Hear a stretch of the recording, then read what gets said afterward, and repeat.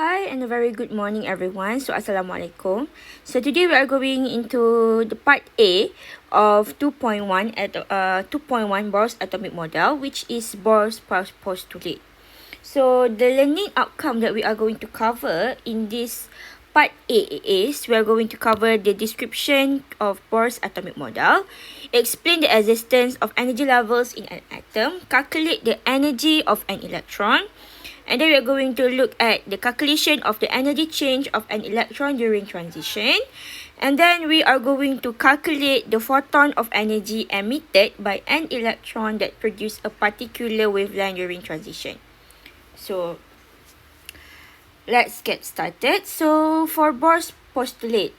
So, there are 4 postulates for Bohr's atomic model. So, the first one, the electron move in circular path around the nucleus of an atom. The electron does not radiate or absorb any energy. So this is the first postulate. So the keyword is circular path.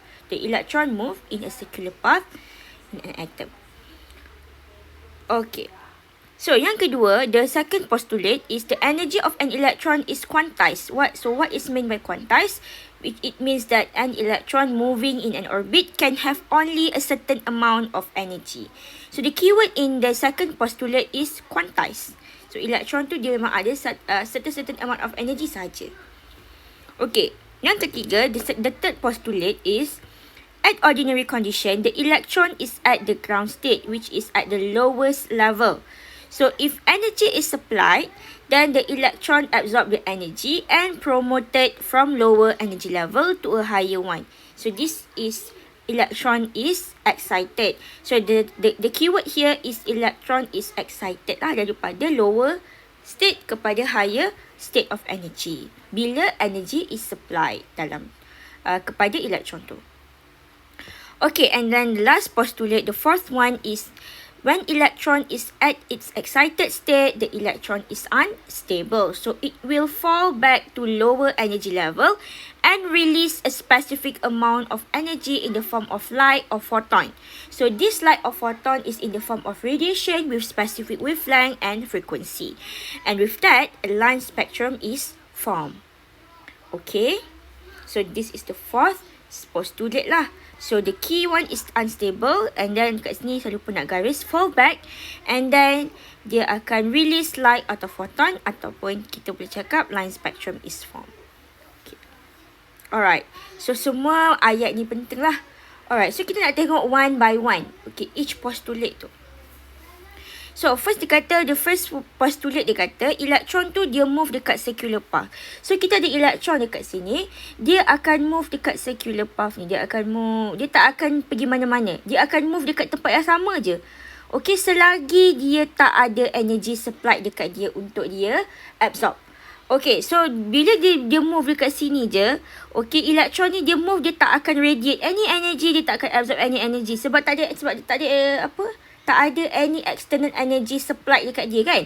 So kalau ada external energy supply dekat dia, okay, dia akan excited lah. Tapi sekarang ni dia tak ada apa-apa energy supply dekat dia. So dia akan move dekat sini pusing in a circular motion dekat orbit ni. Okay, so dia hanya ada, so kita boleh panggil dia dekat sini sebagai stationary state lah, dekat ground state. Okay, alright. Next. Lepas itu first postulate.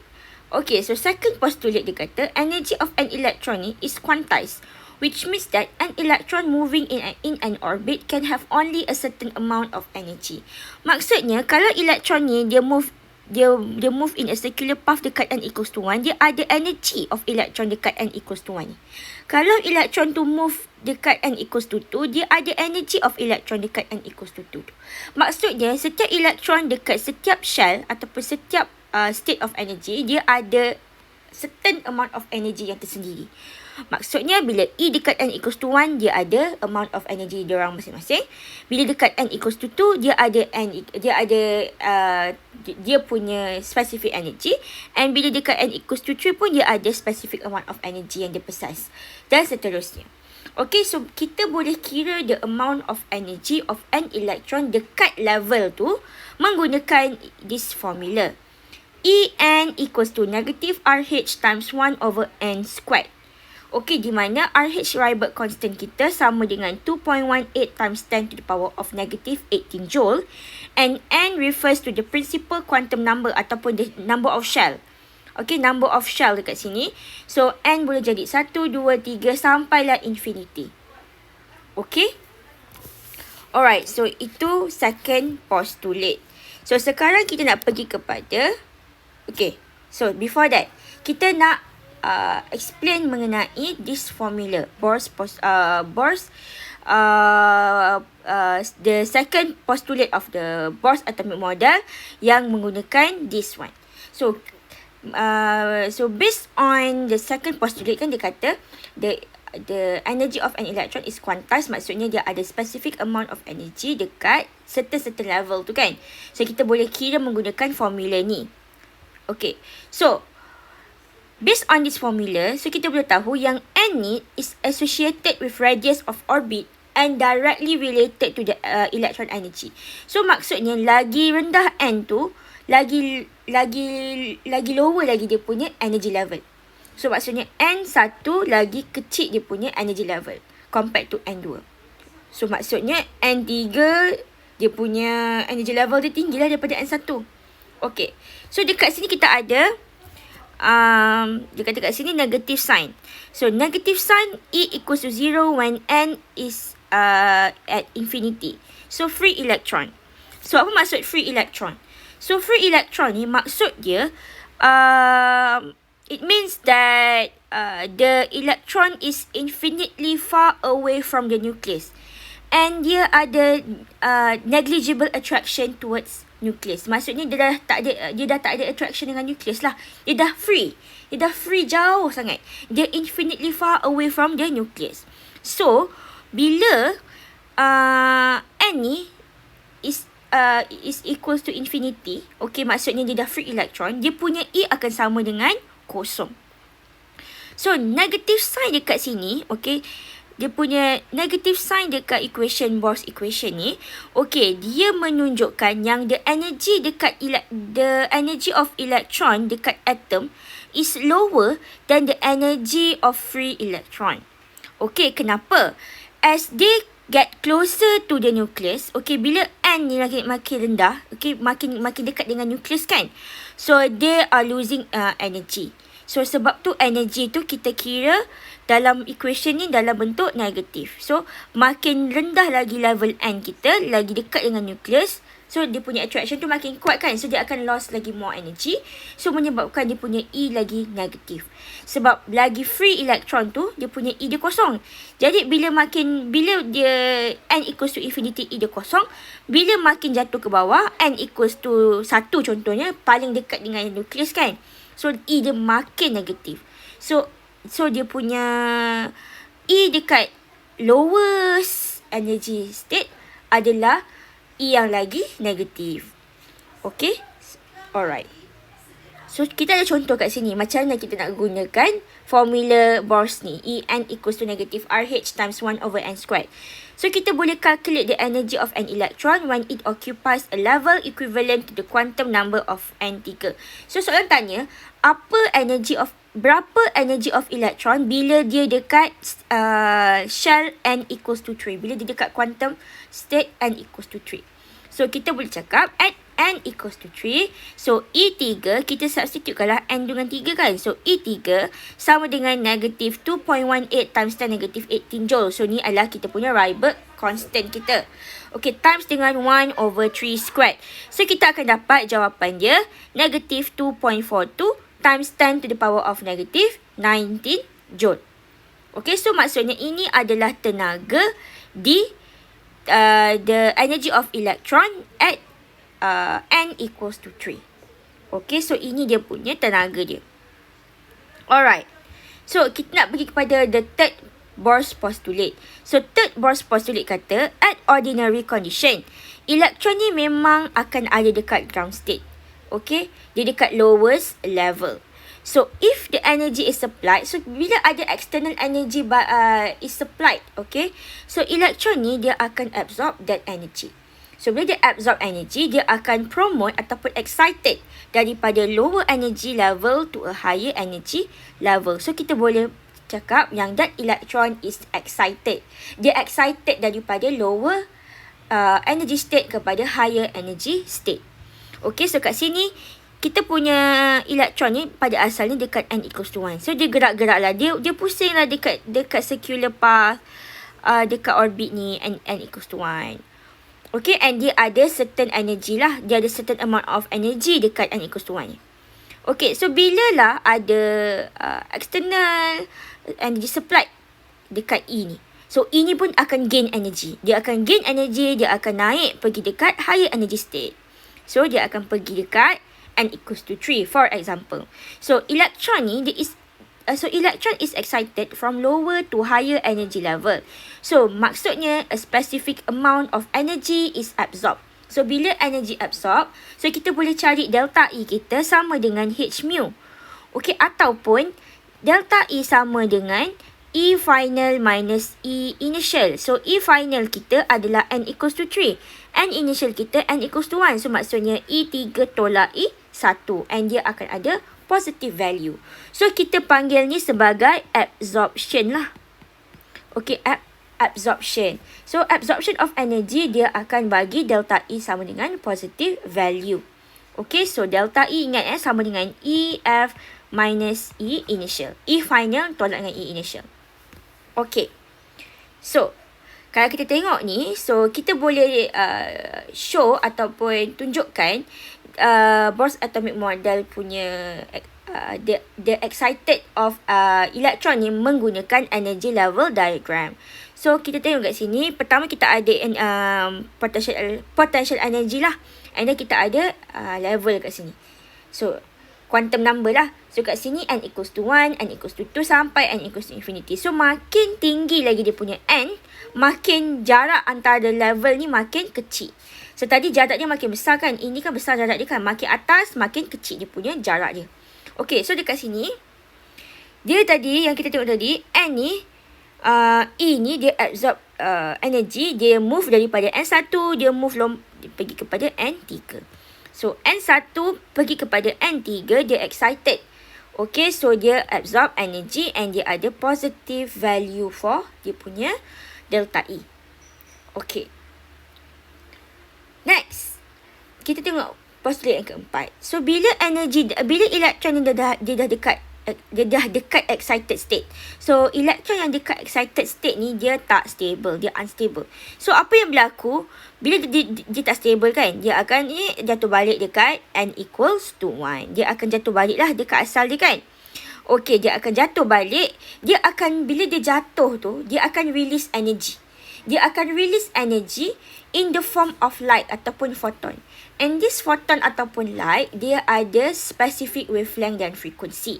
Okay, so bila kita emit the photon, okay, kita akan boleh form line spectrum.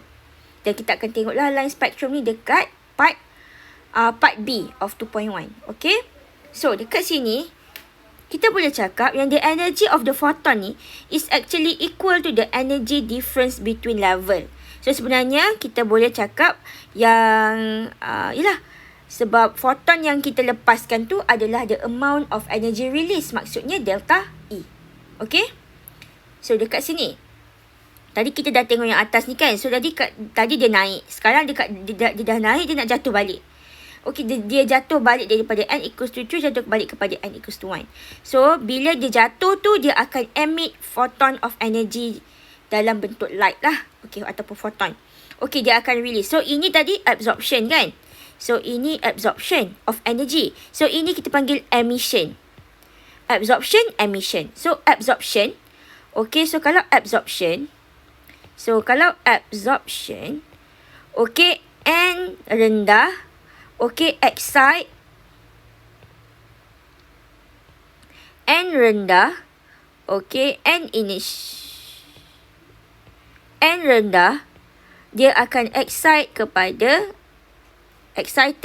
N tinggi. Absorption. So, maksudnya dia akan absorb energy untuk excited. Kalau emission, N tinggi akan fall kepada N rendah. Okey, dia emission. Dia akan emit energy. Okey, dalam bentuk photon ataupun light. So, kalau tadi kita tahu delta E sama dengan E final tolak E initial. So, tadi kita E initial kita 1 dia naik kepada 3 kan. So 3 tolak 1. E 3 tolak 1 sebab tu dapat positive value. So kalau untuk emission dia akan jatuh daripada tinggi ke rendah, betul? So E final dia adalah 1. Maksudnya N initial dia 3 jatuh kepada 1. Okay, so final tolak 1. So E1 tolak E3. So dia akan bagi negative value. So emission negative value. Absorption positive value lah. Dia punya delta E dia. Okay. Alright. So, kalau kita nak tunjukkan dalam bentuk energy level diagram. So, kalau tadi dia dah excited daripada N equals to 1 pergi kepada N equals to 3. Sekarang ni bila dia tak stable dekat N equals to 3 ni, dia akan jatuh balik kepada N equals to 1 and dia akan release energy in the form of photon. Okay. So, dia punya delta E dia negative value lah. Okay. So, now kita nak tengok the calculation dalam Bohrs atomic model. Okay.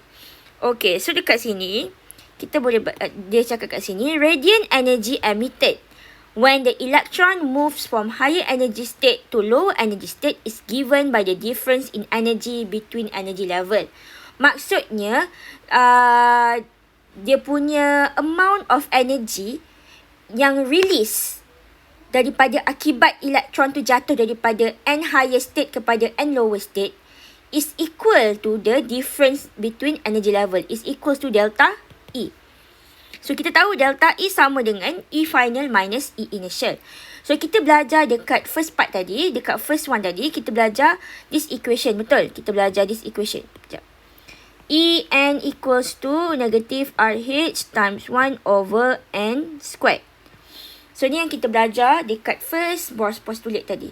Okay. Alright.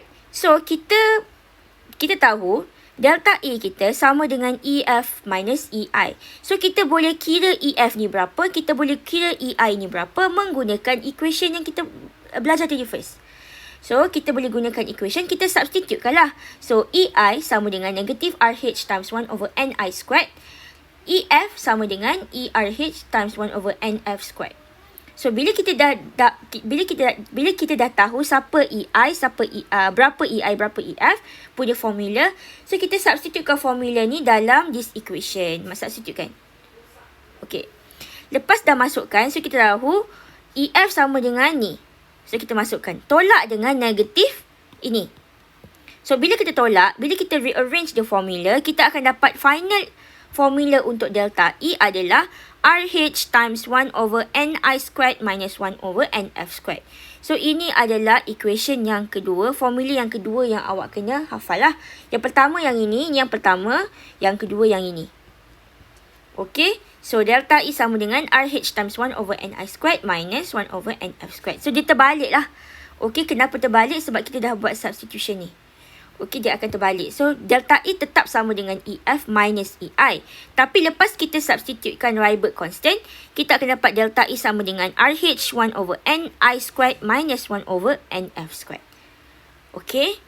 So, ini adalah formula untuk Bohrs atomic model. Okey, yang pertama. So, yang kedua, okey. Dekat sini, macam yang saya cakap mula-mula tadi, the energy release, the energy emit, okay, is in the form of photon ataupun light. And that photon ataupun light yang dia emit tu akibat daripada the fall of electron daripada highest from higher energy state kepada lower energy state, dia in the form of radiation. Okay, so dia ada frekuensi dan wavelength yang tersendiri. So setiap photon yang dia emit tu, okay, the emission of proton, dia is in the form of radiation yang ada specific wavelength dan frekuensi. So, kita boleh kaitkan the delta E. Sebab apa? Photon sama dengan delta E, betul tak? Kan? Sebab bila N, contohnya, from higher state, dia jatuh kepada lower state, okay? Daripada higher state jatuh kepada lower state, dia akan release photon. And photon ni is equals to the different in energy level. So delta E ni dia ada specific frequency dan wavelength. So kita boleh equalkan delta E ni sama dengan HV. H mu. Okay, sorry. H mu. So H ni adalah Planck constant. Okay, dia akan bagilah dalam soalan exam tu dia punya formula. So 6.63 times 10 to the power of negative 34 JS. Okay, joule second. So ini dia punya value Planck constant. Dia memang diberi. Okay, mu is frequency. So, yang saya cakap tadi, setiap kita punya photon adalah sama dengan delta E. So, delta E, dia sama dengan H mu. Dia ada frekuensi dia. Okay. So, kalau delta E makin besar, delta E dia makin besar, frekuensi dia makin tinggi. Okay, so, untuk kita kira frekuensi ni berapa, kita boleh gunakan formula ni. So, frekuensi sama dengan C divided by lambda. So, C adalah speed of light iaitu 3 kali 10 kuasa 8 meter per second. And lambda adalah wavelength. Biasanya dalam meter. Okay. So, dekat sini kalau kita ada frekuensi kita tinggi, so, kita punya wavelength kita makin pendek, makin rendah. Okay, so kalau kita substitutekan ni dalam ini, so kita akan dapat final formula dia, delta E actually sama dengan HC over lambda. So bermaksud, kita punya photon kita ada specific wavelength. So maksudnya, kalau kita punya delta E kita tinggi, wavelength kita akan makin rendah, makin kecil wavelength kita. Okay, so kat sini dia support lah dia punya statement di mana dia kata photon ni yang dia emit ni ada frekuensi dan wavelength yang tersendiri. Okay? Boleh Alright. So, dekat sini reminder. Okay, kat sini kalau kita gabungkan semuanya, kita boleh dapat delta E sama dengan formula ni. Sama juga dengan HV. So, delta E ni, dia boleh dalam positive dan negative value. So, positive value kalau dia undergo absorption lah. Absorption daripada lower state, dia excited to pada higher state energy kan. So, dia absorb. And dia promote dia punya elektron daripada lower ke higher. So, kalau yang negative value ni, bila dia emission. So, maksudnya dia jatuh. Dia fall daripada higher state to lower state. Dia akan emit photon. So, photon tu adalah delta E lah. So, delta E dia dalam negative value. Kan? Sebab dia release energy. Okay. Tapi, kalau kita nak guna formula delta E sama dengan H mu ni, kita kena ambil positive value of delta E. So, maksudnya katakanlah kita dapat jawapan kita punya delta E dalam negative value kan. Kita cuma ambil value nombor sahaja untuk kita masukkan, untuk kita kira frekuensi kita. Okay, kenapa kita ambil positive value je? Sebab kita punya H dengan mu, kita punya values akan always positif. Sebab tu kita ambil dia punya value positif saja. Jangan ambil negatif. Sebab dia punya value negatif dekat emission ni, dia menunjukkan yang yang energy is released. Sebab tu dia punya simbol negatif. Okay, dia nak tunjukkan yang that energy is released in the form of photon. Alright? Okay. Now kita tengok soalan example. So, example number 2 dia kata, determine the wavelength of photon when electron drops from 5th energy level to 2nd energy level. So, kita tahu electron transition, initial dia dekat 5 and then dia jatuh dekat NF sama dengan 2. Okay, so dia minta kita cari wavelength dia berapa. So, sebelum kita cari wavelength, kita tahu delta E sama dengan HC over lambda. Sebelum cari lambda ni berapa, kita kena tahu ni berapa dulu. So, kita kena find delta E dulu. So, find delta E, kita boleh guna formula ni lah. Delta E sama dengan RH times 1 over Ni squared minus 1 over Nf squared. So, Ni kita 5 and final kita 2 kan. So, kita akan kira, kita akan dapat negative 4.578 times 10 negative 19 joule. So, dia bagi negatif ni sebab dia emission. Kan, dia emission of photon. Sebab dia jatuh daripada higher state kepada lower state. Okay, sekarang dia suruh kita find the lambda, find the wavelength. So, kita tahu delta E sama dengan HC over lambda. So, bila kita rearrangekan dia punya formula untuk dapatkan lambda ni. So, lambda kita akan dapat HC divide by delta E. So, kita dapat delta E kita negatif. So, untuk gunakan formula ni, kita cuma ambil value ni saja. So, kita akan masukkan value ni saja dekat delta E. Okay, jangan includekan negatif bila kita guna formula yang macam ni. Okay, so lambda kita masukkanlah H kita 6.63 times 10 to the power of negative 34 joule second times dengan speed of light 3 times 10 to the power of 8 meter per second divide by delta E. So, kita akan dapat the lambda is equals to 4.345 times 10 negative 7 meter. So, jawapan kita akan dapat dalam meter. Okey, tapi kalau soalan tu dia spesifik kan, mesti nak jawab dalam nanometer. Soalan cakap macam ni. Determine the wavelength in nanometer for example kan. So, awak wajib convert dalam nanometer. Macam mana kita nak convert dalam nanometer? Kita bahagikan yang ini, value ni bahagikan dengan 10 to the power of negative 9 to get dia punya value dalam nanometer. Sebab nano is equals to 10 to the power of negative 9 kan. So, kita akan dapat jawapan akhir dia 434.5 nanometer. Alright. So, itu untuk example number 2. So, points for you to remember. So, awak kena faham lah point-point ni. Apa itu ground state, awak kena faham. Apa itu excited state dan apa itu energy level. So, ground state ialah state in which electrons have their lowest energy. So, maksudnya dekat n equals to 1 itu dia punya energy tu yang paling rendah lah. Okay, paling negatif, paling rendah. Okay, and at excited state, the state in which the electron have shifted ataupun have promoted ataupun have excited from lower energy level to higher energy level. Okay, dan energy level is the energy associated with a specific orbit. Maksudnya setiap energy level tu dia ada specific energy untuk orbit tu. Okay, dia specific energy lah. Alright. So, apa beza ground state dengan excited state? So, ground state n dia mesti n equals to 1. Okay, excited state n equals to 2, 3, 4, 5 dan sebagainya. Okay, and ground state dia ada lowest allowed energy state. And excited state dia punya energy is higher than the ground state. And ground state is the most stable energy state. And excited state dia punya stability of electron akan decreases. So, makin n makin tinggi, stability dia makin rendah. Okay, and dekat ground state, dia punya elektron adalah yang paling dekat dengan nucleus. Okay, so dia akan lost banyak energy. Sebab tu n equals to 1, dia punya E dia paling negatif. Okay, based on this formula lah. And dia punya E dia paling negatif untuk n equals to 1 ni. Alright. So, kita nak tengok exercise. So, exercise 1 dulu. So, dekat sini dia kata, calculate the energy required to promote an electron from the first energy level to the third energy level of hydrogen atom. So, promote. So, maksudnya daripada lower.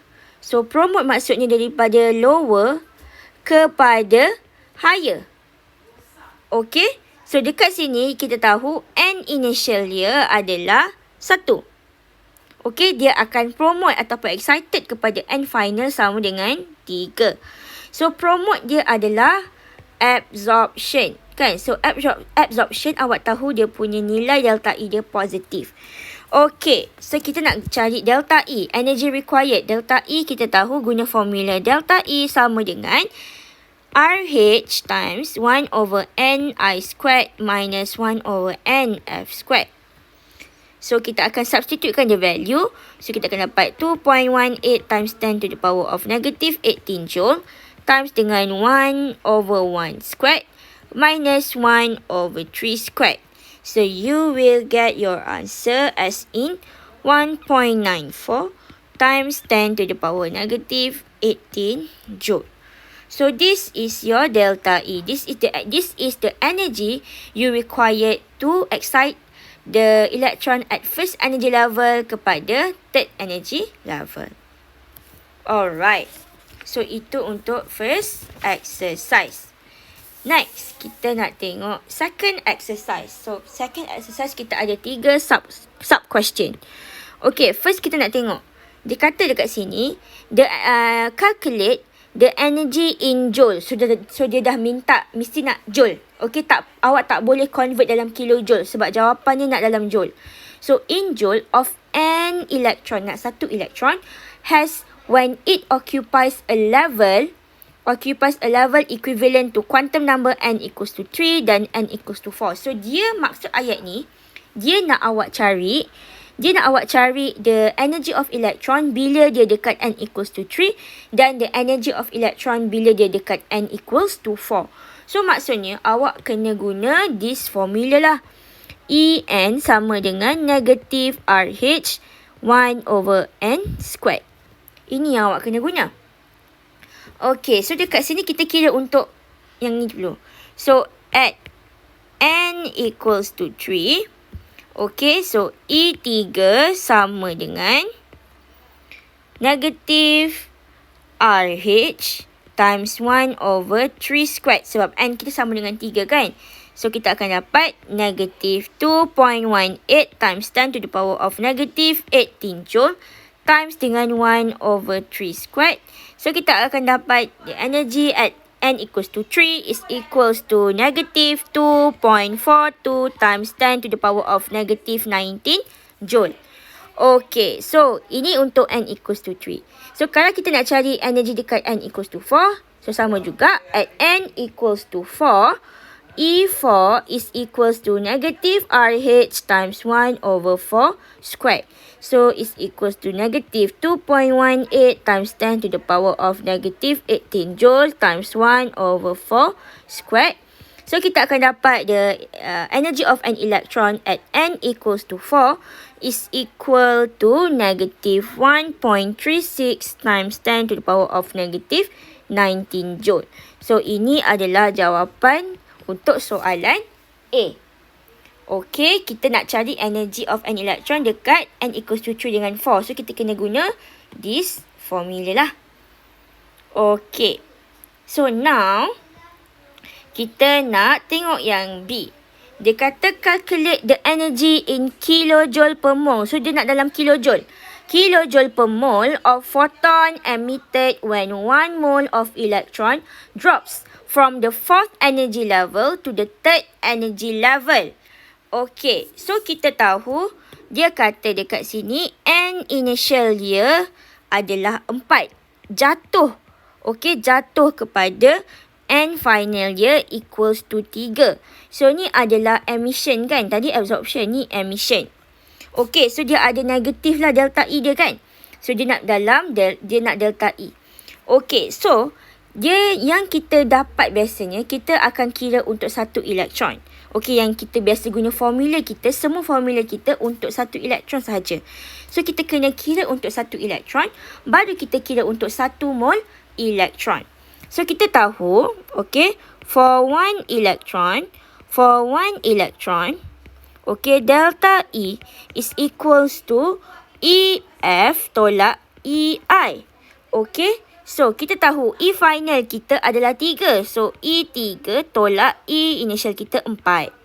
Okay, so kita dah cari yang first tadi kan. Kita dah cari kita punya energy dekat spesifik N ni kan. So, kita boleh gunakan. Okay, sebab kita tahu delta E sama dengan E3 tolak E4. Okay, so kita masukkan kita punya value yang dah cari dekat A tadi. So, negative 2.42 times 10 to the power of negative 19 joule. Okay, tolak dengan negative 0.136 times 10 to the power of negative 19 joule.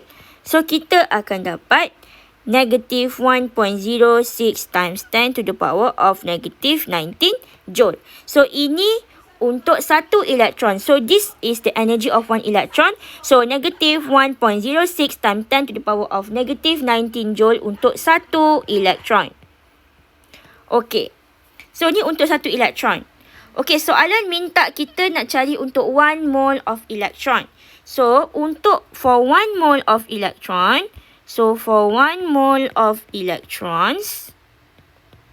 okay. Okay, so delta E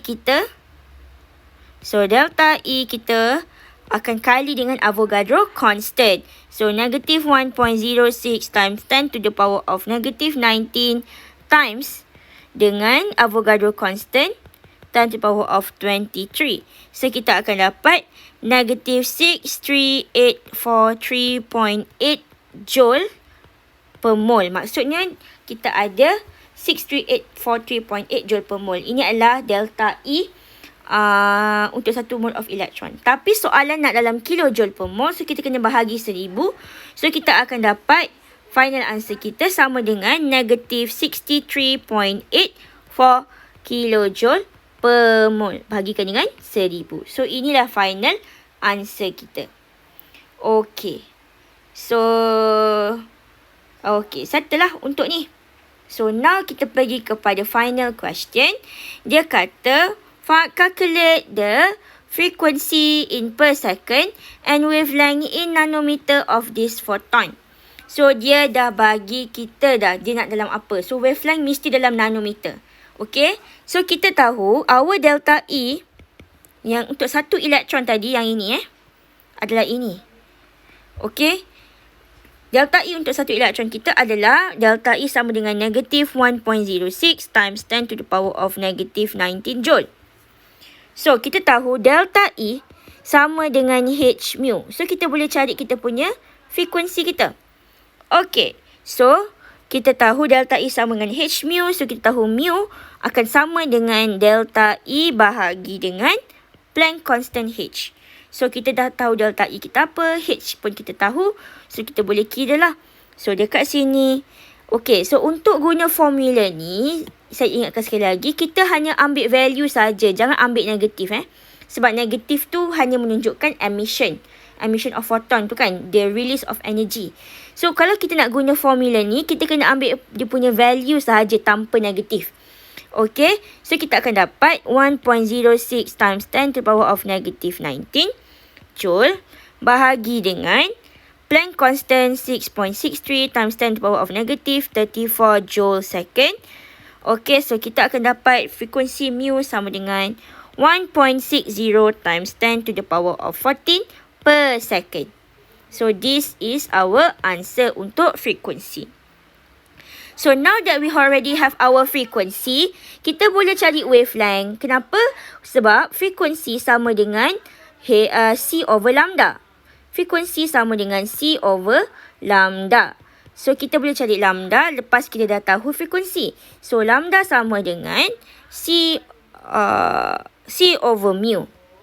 Okay. So, lambda sama dengan C over mu. So, C kita speed of light 3.00 times 10 to the power of 8 meter per second.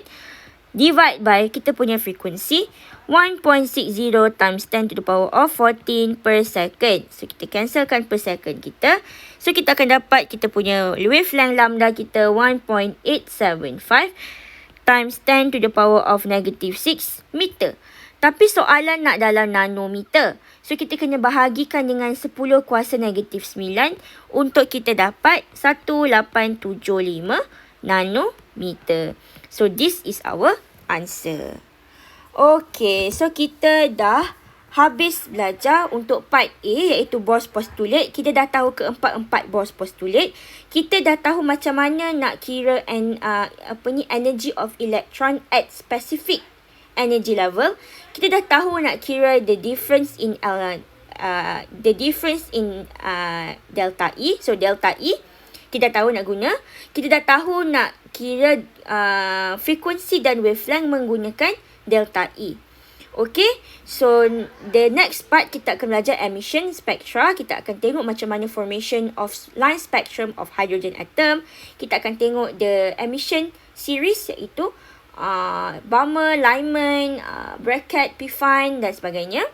Dan kita akan belajar guna Rydberg equation. Okay, so that is all for today. So thank you very much. We will see you in the next part which is emission spectra. Bye. Assalamualaikum.